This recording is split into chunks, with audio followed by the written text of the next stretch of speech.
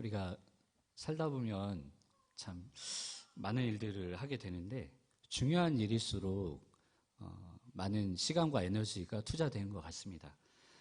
그런데 제 인생에서 그냥 되어진 일이 너무나 중요한데 그냥 되어진 일이 세 가지가 있더라고요.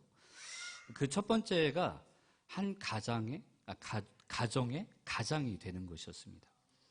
이 가정을 이룰 만한 인격도 실력도 물질도 없었지만 어찌어찌 하다 보니까 한 아내의 남편이 되었죠. 또 어찌어찌 하다 보니까 세 자녀의 아빠가 되었습니다. 만약 한 가정의 가장으로서의 자격을 갖춘 뒤에 가정을 이루어야 된다라고 한다면 저는 지금도 아마 함량 미달로 혼자 살고 있었을 것입니다. 그냥 한순간에 남편이라는 신분을 갖게 됐고 한순간에 아빠라는 신분을 갖게 되었습니다. 그리고 지금도 이 가장이 무엇인지를 배워가고 있는 과정에 있죠. 너무나 귀하고 중요한 것이지만 제가 노력해서 된 것이 아닌 두 번째는 바로 지난주에 있었던 일이죠. 제가 목사가 된 것입니다.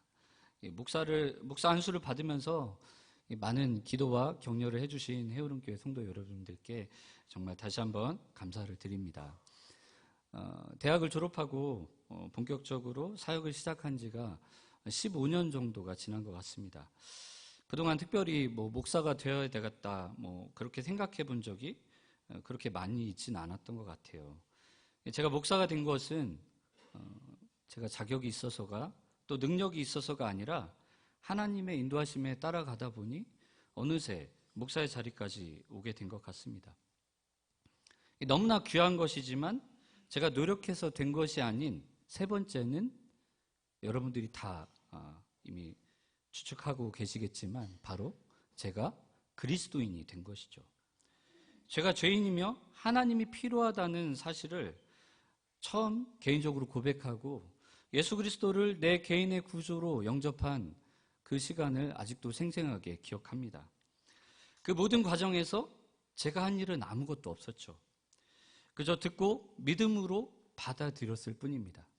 예수님께서는 저의 구원을 위해서 이미 모든 것을 다 이루어 주시고 저를 기다리고 계셨습니다. 목사가 된다는 것, 남편이 되고 아빠가 된다는 것, 또 그리스도인이 된다는 것, 이 세 가지 신분은 제가 아무리 발버둥 쳐도 될 수가 없는 것이었죠. 지금도 자격이 있는가라고 누군가 묻는다라면 저는 여전히 자격이 없다라고 말할 수밖에 없습니다. 어쩌다가 잘하고 있는 듯, 잘 해내고 있는 듯 보여도 금세 그리스도인답지 않은 남편이요 아비답지 않은 또 목사답지 않은 저의 모습이 금세 드러날 것임을 누구보다 제가 잘 알고 있기 때문이죠. 그냥 되어진 것이고 그냥 불려진 것이고 그리고 되어져 가고 있습니다. 사도 바울은 이 모든 것을 은혜라고 말하고 있죠. 고린도전서 15장 10절입니다. 같이 한번 읽어볼까요? 시작.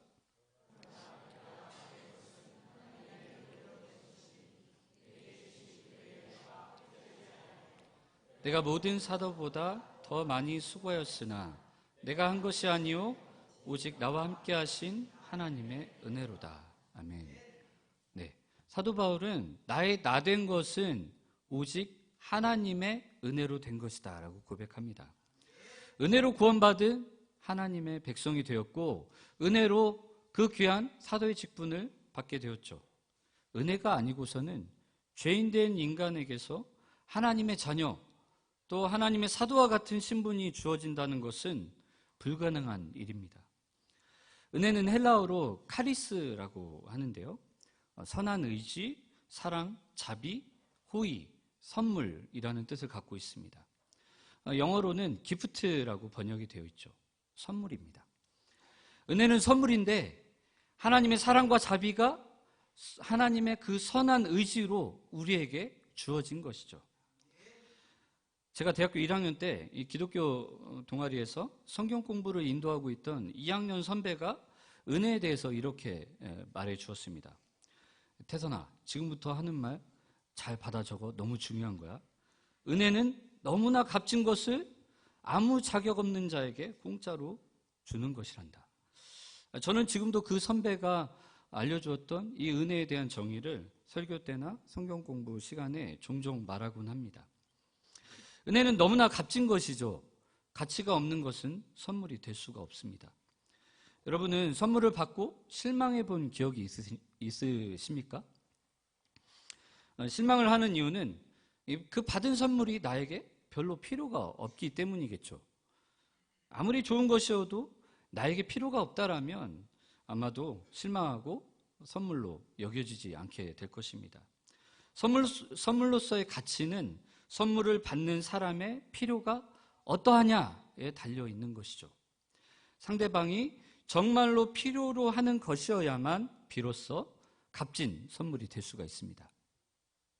하나님께서 우리에게 선물을 주실 때 우리에게 정말 필요한 것이 무엇인지를 하나님께서 누구보다 더 잘 알고 계시죠. 우리에게 정말로 필요한 것 무엇일까요? 로마서 3장 23절에 보면 모든 사람이 죄를 범하였음에 하나님의 영광에 이르지 못하더니 라고 말씀합니다. 하나님의 형상으로 창조된 사람에게는 하나님의 영광이 충만하게 드러나게 됐죠.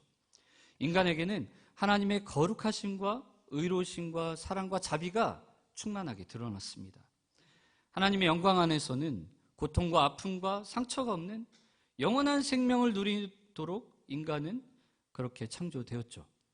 하지만 하나님을 배신하고 하나님을 떠났기 때문에 사람에게 충만했던 그 하나님의 형상은 깨져버렸고 하나님의 영광에 이르지 못하게 됩니다. 지금 우리가 경험하고 있는 인간의 모든 불의함, 고통과 아픔, 수많은 결핍들, 또 사망, 이런 것들은 우리가 하나님의 영광에 이르지 못한, 하나님의 영광이 떨어져 나간 결과이고 현상일 뿐인 거죠.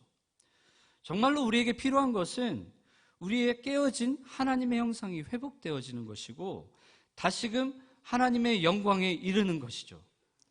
우리에게 가장 필요한 이 하나님의 영광을 하나님께서 은혜로, 선물로 주시겠다라고 약속하십니다. 하지만 문제가 있죠. 사람이 하나님을 떠났기 때문에 이러한 필요를 깨닫지 못하고 있기 때문입니다. 로마서 6장 23절에 보면 죄의 삭은 사망이라고 했습니다. 여기서 사망이란 영적인 죽음, 육적인 죽음, 또 영원한 죽음을 말합니다. 영적으로 죽었다라는 것은 어떤 의미가 있나요? 죽은 사람이 보고 듣고 생각할 수 없는 것처럼 영적으로 죽은 사람은 영적인 것에 대해서 보거나 듣거나 반응할 수 없다라는 것입니다. 때문에 하나님에 대해서 무시하고 부정할 수밖에 없는 것이죠. 그리고 하나님의 형상이 깨어져 버린, 하나님의 영광에서 떨어져 나가버린 자신의 모습도 제대로 바라볼 수가 없게 됩니다.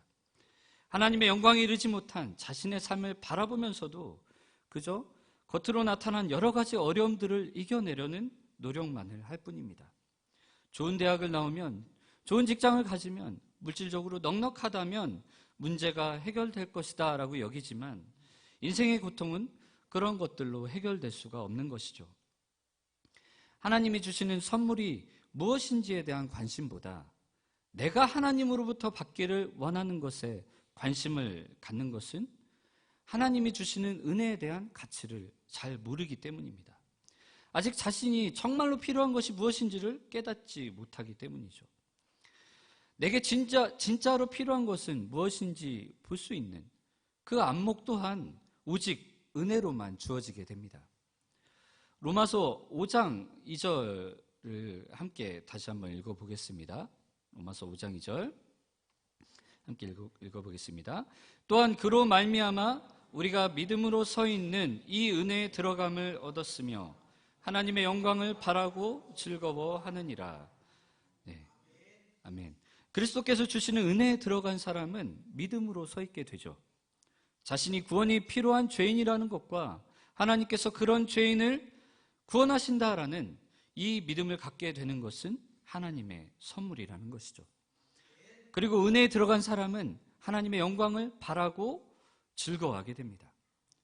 하나님의 영광에 이르지 못한 사람, 오직 자기 유익과 행복만을 위해 살아갔던 내가 이제는 하나님의 영광을 인식하게 되었고, 이제 그것을 갈망하고 그것을 바라보며 그것을 즐거워하게 되었습니다. 하나님의 은혜가 아니고서는 죄인된 우리의 인생에서 전혀 기대할 수 없는 그런 모습을 우리가 보고 있죠. 우리는 언제 어떻게 내가 구원이 필요한 죄인이라는 것과 오직 예수 그리스도가 구원의 길이라는 것을 알고 믿게 되었나요? 하나님의 사랑으로 주어진 은혜가 아니었다라면 죽어 있었던 우리는 결코 내가 죄인이라는 것과 내가 필요한 것이 하나님의 영광이라는 믿음이 생겨나지 못했을 것입니다. 하나님의 은혜 때문에 우리에게 주어진 그 은혜가 비로소 은혜가 되어진 것이죠. 은혜는 너무나 값진 것입니다. 하지만 아무 자격 없는 자에게 공짜로 주어진 거죠. 저는 참 공짜를 좋아합니다.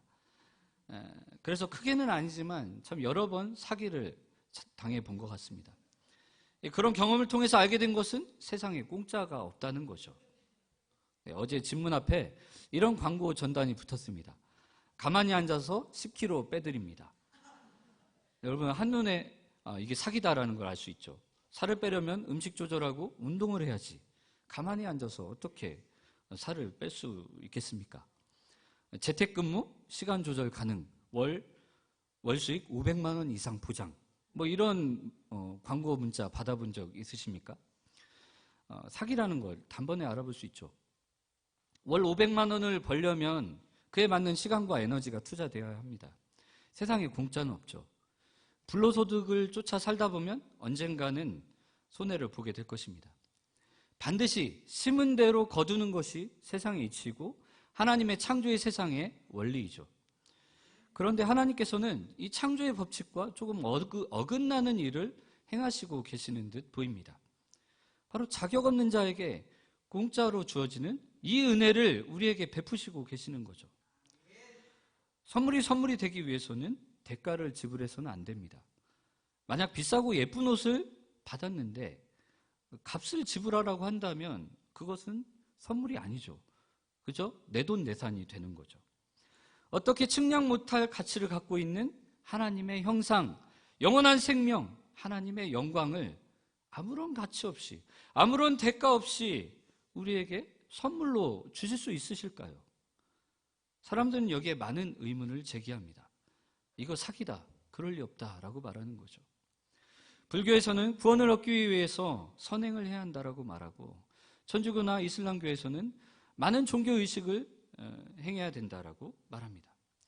구원이라는 것이 너무나 값지기 때문에 한 사람의 전 인생을 통해서 신중하게 선행을 열심히 행하고 종교의식을 행하는 것에 마음을 다해야 한다라고 말하죠. 정말로 진지하게 평생을 열심히 살아도 구원을 받았는지 안 받았는지 확신할 수도 없습니다. 죽어봐야 알 수 있다라고 여기는 거죠. 영원한 생명에 대한 가치가 그만큼 크기 때문입니다. 그만큼의 대가를 지불했는지 확신이 안 서는 거죠. 어쩌면 이게 더 이해가기 쉽고 받아들이기 쉬울지도 모르겠습니다. 하지만 성경에는 우리가 평생을 노력해도 죄의 값을 치를 수 없다라고 말씀해주고 있죠. 우리는 그저 죄로 인해 죽을 수밖에 없습니다. 만약 우리가 100만 원 정도를 빚졌다라고 생각해 본다면 아무리 형편이 힘들어도 열심히 알바라도 해서 갚을 수 있을 것 같다는 생각이 듭니다. 하지만 100억을 빚졌다라고 생각해 보면 아예 빚을 갚을 생각조차 못할지도 모르겠습니다. 평생 벌어도 어렵겠다 생각이 들면 그냥 포기해 버리게 되는 거죠. 그저 빚을 탕감받기만을 기대할 수밖에 없습니다. 우리가 하나님을 떠난 타락의 대가는 우리의 행위와 노력으로 어찌해 볼 수 있는 그런 것이 아닙니다. 오직 하나님께서 그 죄의 대가를 탕감해 주시기만을 기대할 수밖에 없죠. 실제로 하나님께서는 우리의 죄의 대가를 묻지 아니하시고 공짜로 하나님의 형상이 회복된 그 자녀된 신분을 우리에게 주셨습니다. 하지만 하나님께서는 공의로우시기 때문에 반드시 우리의 이 죄에 대한 그 죄값을 치르셔야만 했죠. 우리가 치를 수 없는 죄값을 해결할 수 있는 하나님의 유일한 방법, 우리가 잘 알고 있듯이 이 하나님의 유일하신 독생자 예수 그리스도를 우리에게 내어주셔서 십자가에서 나의 죄를 대신해서 죽게 하시는 것, 나의 죄값을 대신 치르게 하시는 것이었습니다. 우리는 하나님의 은혜를 공짜로 받아 누리지만 하나님께서 이 놀라운 구원의 은혜를 우리에게 베푸시기 위해서 자신의 독생자 예수 그리스도를 우리에게 내어주셨던 거죠. 곧 있으면 어린이날입니다. 우리 청장년 부모님들, 또 할아버지와 할머니, 이날이 다가올수록 참 긴장이 됩니다. 물질적으로 넉넉한 시대를 살아가고 있는 우리 아이들은 참 부족함이 없어 보이죠. 그래서 어떤 선물을 해야 될지 참 고민이 되기도 합니다. 저희 첫째 아들, 둘째 아들 다 2주 전부터 어린이날을 기대하면서 무엇을 선물 받을지 고민하고 또 고민했습니다. 벌써 몇 번째 받고 싶은 선물이 바뀌었는지 기억도 나지 않습니다. 아이들이 너무나 당당하게 선물을 요구하고 또 선물을 받는 것을 너무나 당연하게 여기죠. 그것이 당연한 것은 부모와 자녀의 관계성이 있기 때문입니다. 아이들 입장에서는 아무런 노력 없이 그저 어린이날이기 때문에, 또 제가 아빠이기 때문에 선물을 요구하고 공짜로 선물을 받지만, 아비된 입장에서는 선물이 비쌀수록 부담이 커지죠. 값을 지불해야 되기 때문입니다. 하지만 자녀들이 기뻐할 것을 생각하면서 정당한 값을 지불해서 아이들에게 선물을 하게 되죠. 이것이 은혜입니다. 하나님께서 우리가 받아야 할 이 죄의 값을 대신 치르셨죠. 그렇기 때문에 너무나 귀하고 귀한 영원한 생명을 아무런 자격이 없는 우리가 공짜로 받아 누리게 된 것입니다. 하나님께서 우리를 사랑하시기 때문에, 하나님이 우리의 아버지가 되시기 때문에 이 일들이 가능해지는 것이죠. 이 측량 못할 은혜를 받으신 해으름교회 성도 여러분, 우리에게 주어진 이 은혜가 얼마나 값진 것인지, 우리에게 이 은혜가 주어지기 위해서 하나님께서 행하신 일은 무엇인지, 그 은혜에 대한 지식과 경험이 날로 깊어지시고 넓어지시고 높아지시기를 소망합니다. 로마서 5장 1절에는 은혜를 베푸신 하나님의 기대하심, 하나님의 목적이 나와 있습니다. 함께 읽어볼까요? 로마서 5장 1절입니다.